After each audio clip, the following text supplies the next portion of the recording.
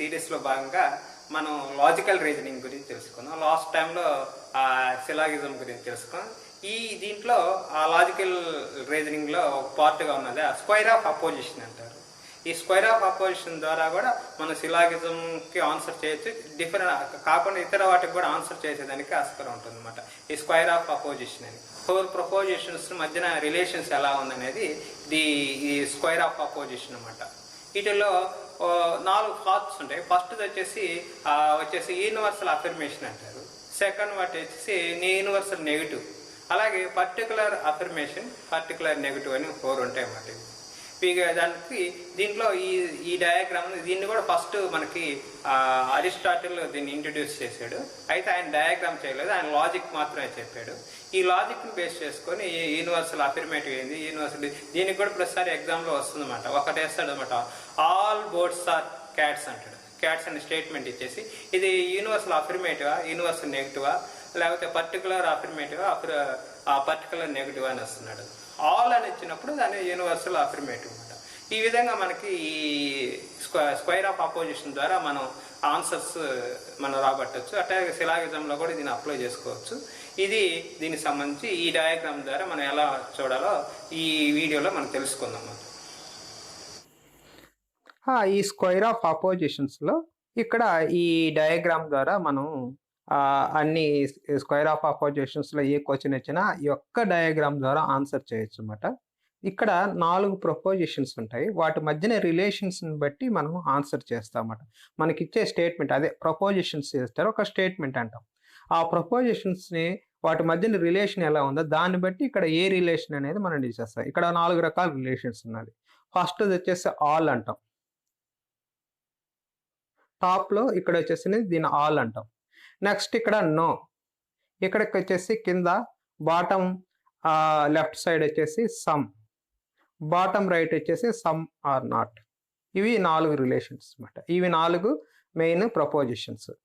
మనకి ఎప్పుడైనా కానీ ఇక రిలేషన్స్ ఇవి. మళ్ళీ వీటికి మధ్యన టాప్ 2 రిలేషన్స్కి కాంట్రరీ రిలేషన్స్ అని, కింద సమ్కి సమ్ ఆర్ నాట్కి సబ్ కాంట్రరీ రిలేషన్స్ అని, ఈ వర్టికల్గా ఉండే వాటిని సబ్ ఆల్టర్నేషన్ రిలేషన్స్ అని ఎట్లా అంటారు.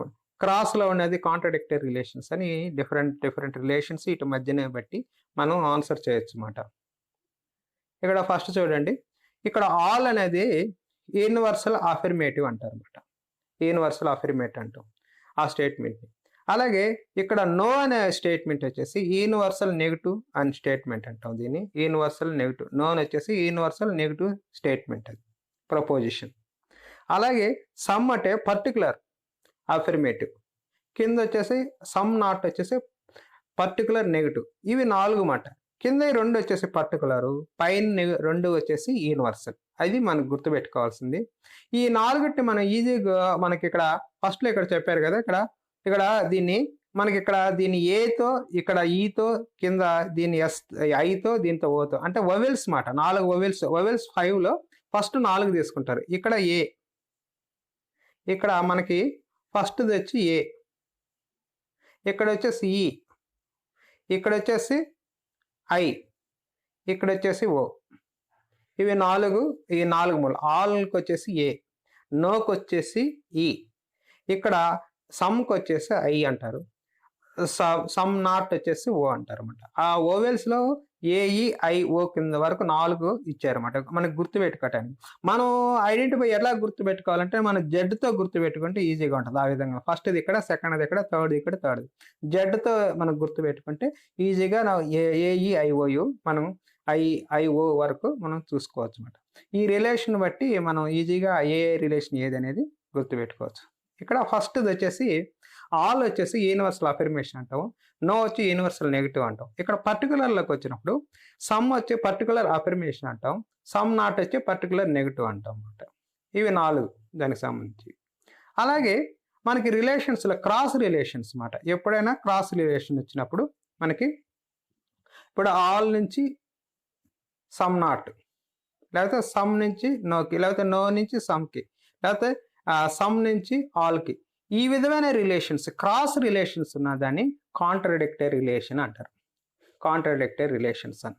లేకపోతే no some bats are balls, no bats are balls.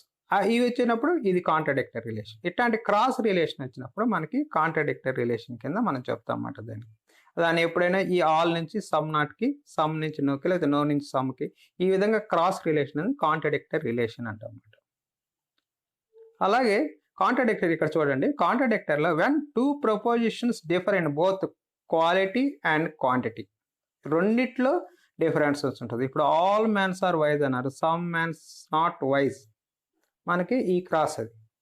అక్కడ వచ్చేసి ఆల్ మెన్ అన్నారు, సమ్ మెన్ ఆర్ నాట్ అన్నారు, అది క్వాలిటీ. ఇక్కడ నో మెన్ అన్నారు, సమ్ మెన్ అన్నారు.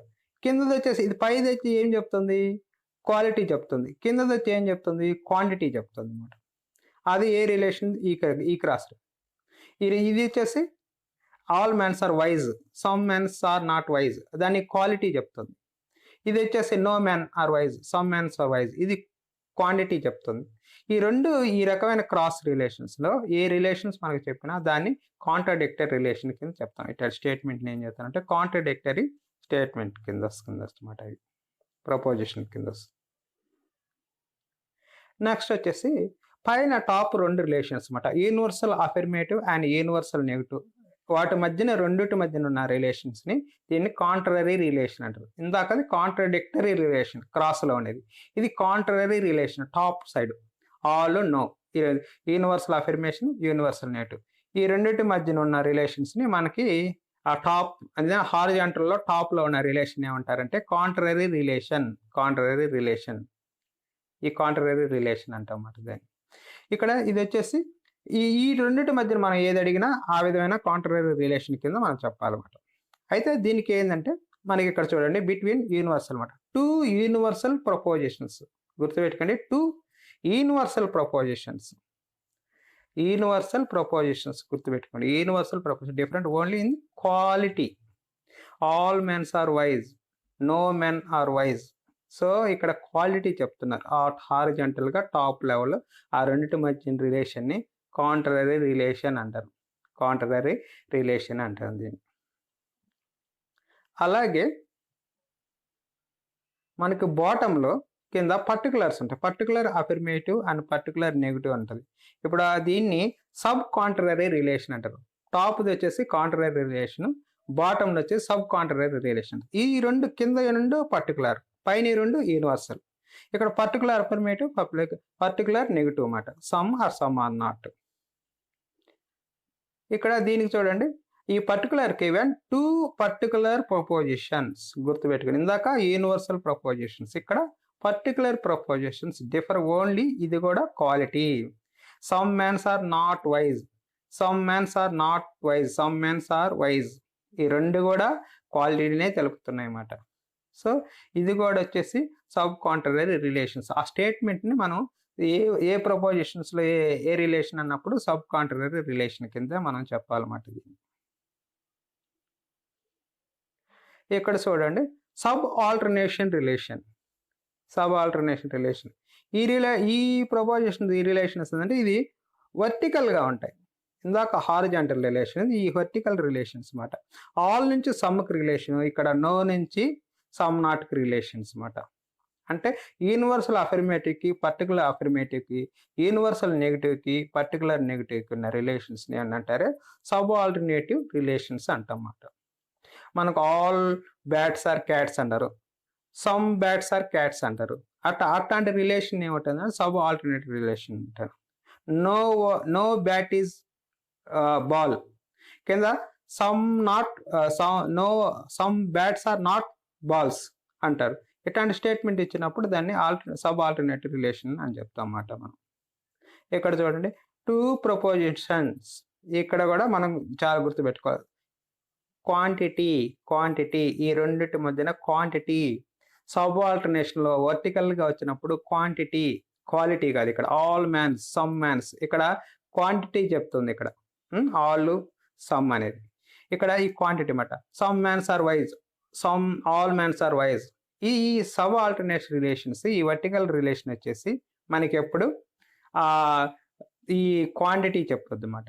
ఈ విధమైన రిలేషన్ మనం సబ్ ఆల్టర్నేషన్ రిలేషన్ కింద మనం చెప్తాం ప్రపోజిషన్లో, ఏ ప్రపోజిషన్ ఉన్నప్పుడు అన్నమాట. అలాగే నెక్స్ట్ ఇవి అన్ని రిలేషన్స్.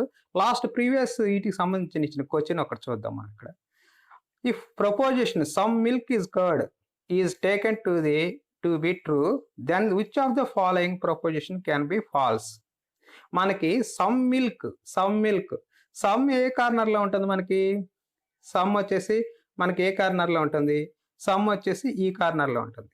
మనకి ఇక్కడ ఏ వచ్చినప్పుడు, ఇక్కడ నో వచ్చినప్పుడు, ఇక్కడ సమ్ నాట్ వచ్చినప్పుడు, సమ్ ఇక్కడ దీనికి దానికి ఇది ట్రూ వచ్చినప్పుడు దానికి ఫాల్స్ అంటే దానికి ఆపోజిట్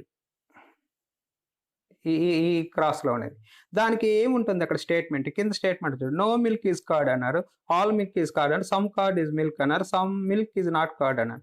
వీటిలో ఏది ఇక్కడ నో అన్నది? ఇక్కడ ఫస్ట్ వన్ వచ్చేసి కరెక్ట్. మనకి ఈ కాంట్రాడిక్టరీ రిలేషన్ ఇది ఇక్కడ మనం అడిగినది. దానికి ఆపోజిట్ రిలేషన్ అప్పుడు దానికి కాంట్రాడిక్టరీ రిలేషన్ అనమాట. అది ఫాల్స్, ఇది నెగిటివ్ కింద చెప్పాడు కాబట్టి ఫాల్స్ ట్రూ చెప్పాడు కాబట్టి మనకి దానికి ఆపోజిట్లకి సమ్కు ఉండేది ఆపోజిట్లు ఏంటి? No. So no milk is curd అనేది రైట్ ఆన్సర్ అన్నమాట.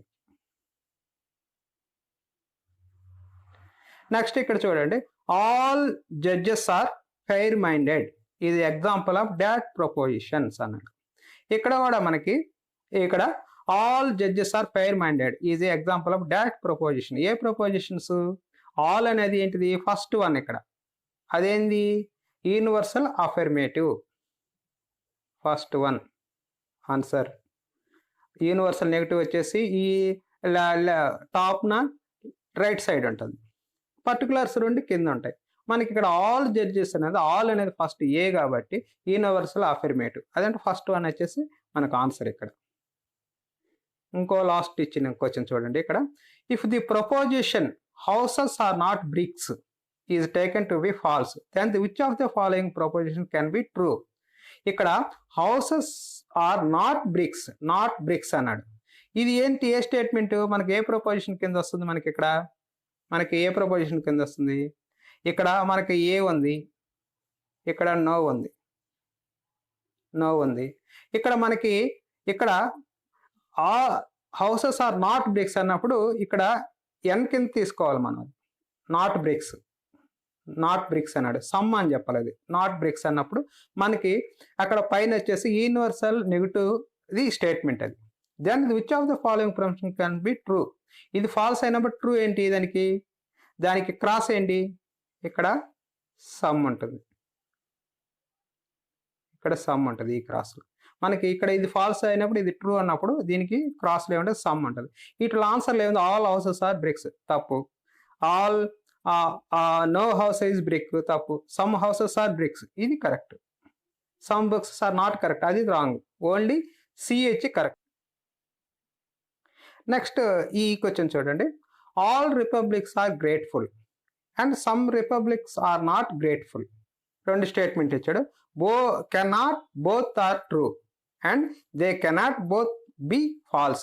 This is called with relations. ఇది ఆల్ ఏంటి? ఇక్కడ ఫస్ట్ది ఏంటిది? ఏ కదా, first one A. Some republic are not అది ఏంటి? ఓ. ఇక్కడ వచ్చేసి ఈ ఉంటుంది, ఇక్కడ వచ్చేసి ఏముంటుంది? ఐ ఉంటుంది. మనకి ఇక్కడ ఏ రిలేషన్స్ చెప్తున్నాడు? ఇక్కడ ఆల్ చెప్తున్నాడు, ఇక్కడ ఓ చెప్తున్నాడు. ఈ క్రాస్ రిలేషన్ చెప్తున్నాడు అనమాట. అది ఏం రిలేషన్ మనకి? ఈ క్రాస్ అంటే ఏం రిలేషన్ అంటారు దాన్ని? Contradictory relations. So second is right answer, contradictory relations.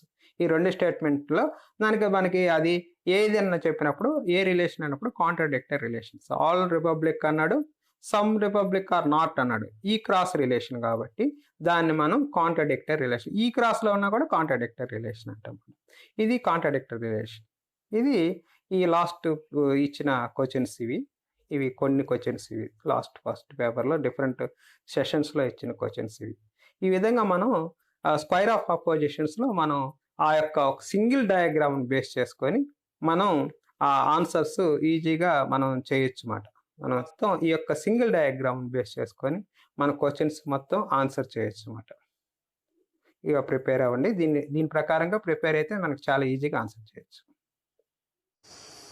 చూసారుగా, ఈ స్క్వేర్ ఆఫ్ అపోజిషన్ అనేది మనకి చాలాగా ఉపయోగపడుతుంది మన లాజికల్ రీజనింగ్లో. దాన్ని మీరు అప్లికేషన్ చేసి దీన్ని ప్రసార్ క్వశ్చన్స్ వస్తున్నాయి, దీన్ని అప్లై చేసుకొని మనం ఆన్సర్ చేయాల్సి వస్తుంది అనమాట. ఈ విధంగా సక్సెస్ఫుల్గా దీన్ని అప్లై చేస్తారని కోరుకుంటున్నాం. అలాగే అయితే మనకి ఈ యొక్క వీడియోస్ మీరు కొత్త వీడియోస్ అప్లోడ్ చేసినప్పుడు దానికి ఇంటిమేషన్ నోటిఫికేషన్ రావాలంటే మనకి ఇక్కడ కింద సబ్స్క్రైబ్ అని ఉంది. ఆ సబ్స్క్రైబ్ మీద బటన్ క్లిక్ చేస్తే అక్కడ బెల్ ఐకాన్, ఆ బెల్ ఐకాన్ క్లిక్ చేస్తే మీకు ఎప్పుడైనా కొత్త వీడియో అప్లోడ్ చేసినప్పుడు మీకు నోటిఫికేషన్ వస్తుంది అన్నమాట. ఈ విధంగా మీరు సక్సెస్ఫుల్గా దీన్ని కంప్లీట్ చేసి ఆన్సర్ చేసి ఎగ్జామ్లో సక్సెస్ఫుల్ కంప్లీట్ చేస్తారని కోరుకుంటూ ముగిస్తాం. Thank you.